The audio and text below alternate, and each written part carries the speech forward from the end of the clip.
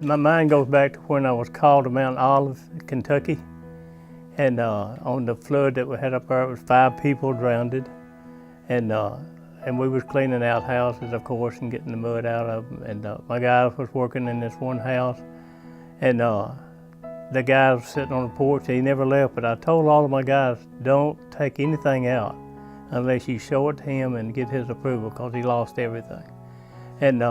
And that's what they did, and they was going in and out all day on the porch. And so the guy just sit there, just like he was lost everything, which he had. And as I went in up on the porch and everything, he caught me by my arm and he said, "Can I talk to you for a minute?" And I said, "Sure you can." So I sit down beside of him, and he says, "When you die, do you think you'll go to heaven?" And I said, "I know I'll go to heaven." And I said, "How about you?" And he said, "Can you sit down and talk to me?" And I said, "Yeah." So I was already sitting down by him, and he started telling me about his wife drowning. She was truly a believer, had been for 40-something years.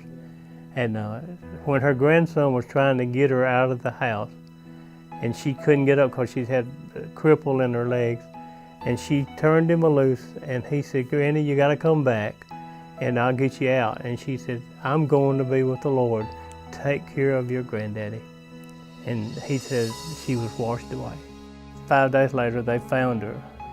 And we talked about the Lord, and I asked him, was he saved? And he says, "I don't know what you mean."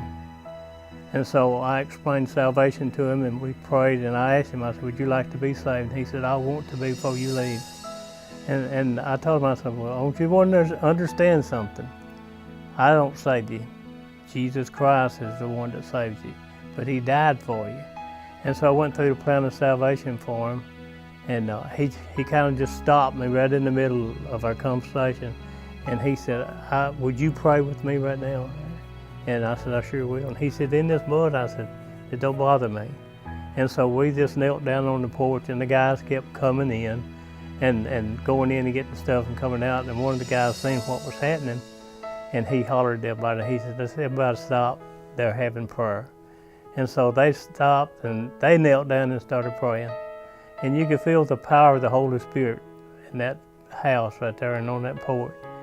And his 2 daughters, when we got through praying, was sitting in the yard crying, and I told them, I said, "You know what just happened to your dad?" And they said, "Yes, we do." And so they came up on the porch rejoicing. The next day, God blessed in that valley so much. 2 of his granddaughters were saved, and the people, and it was just a revival broke out in that mountain up there. Neighbors in the mountain there came down where we were at. "He's 93 years old." And I said, "Yeah, that's right. You never get too old to get saved." I said, "The only way you can't get saved is to die in that condition." And we had a good time there sharing Christ with those people. For 6 days we were there in the mountain.